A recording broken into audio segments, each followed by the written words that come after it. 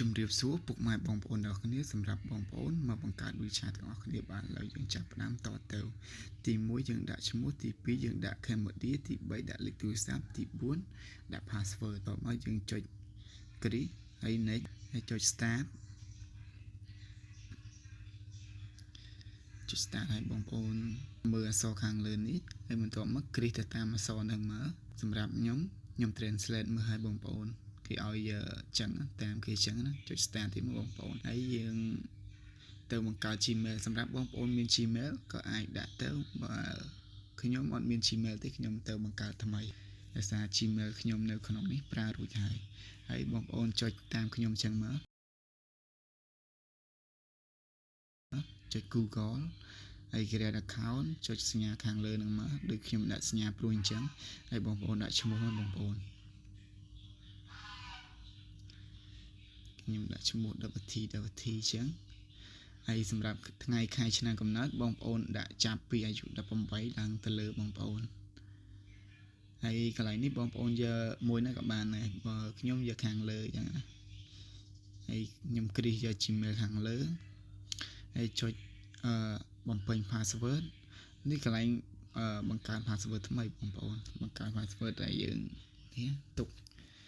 សម្រាប់ដាក់ទៅប្រើអីថ្ងៃក្រោយទៀតចឹងណានេះខ្ញុំបំពេញខុសឥឡូវកំពុងតែ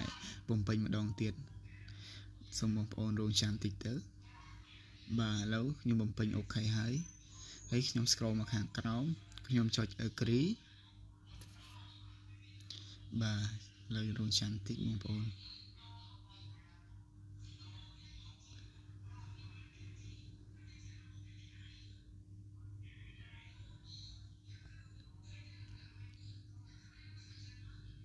ចាំឲ្យ Gmail យើងដើររួចរាល់សិនបងប្អូននេះកំពុងតែដើរបងប្អូនហើយបន្ទាប់មកយើងចុចសញ្ញារូបមនុស្សម្ដងទៀតខាងលើហ្នឹងហើយ scroll មកខាងក្រោមដើម្បីចុចកន្លែង Gmail ដើម្បីមើលឈ្មោះ Gmail យើងទៅបំពេញនៅកន្លែង WeChat សម្រាប់បងប្អូនអត់មាន mode copy ទេអាចមើលជាអក្សរមួយអញ្ចឹងយកទៅបំពេញកន្លែង WeChat អញ្ចឹងណាត្រឡប់ចុះត្រឡប់ឡើងអញ្ចឹងមកសម្រាប់ខ្ញុំ copy paste យកទៅអញ្ចឹងណាឥឡូវខ្ញុំនេះហើយខ្ញុំមកកន្លែង WeChat វិញខ្ញុំ paste Gmail ចូល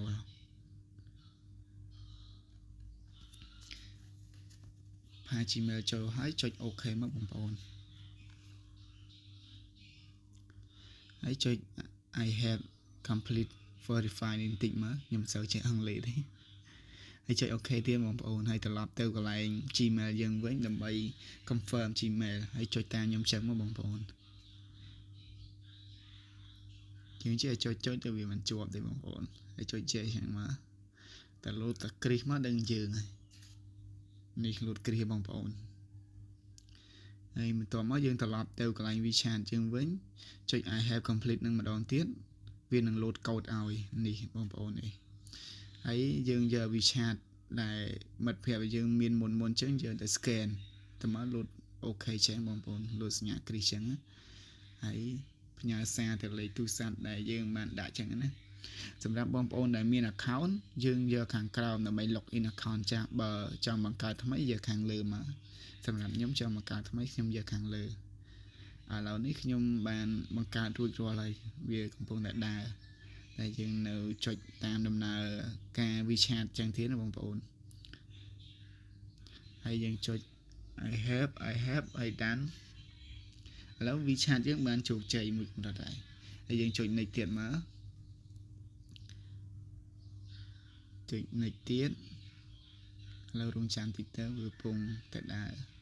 ឥឡូវយើងបានបង្កើតជោគជ័យអរគុណពុកម៉ែ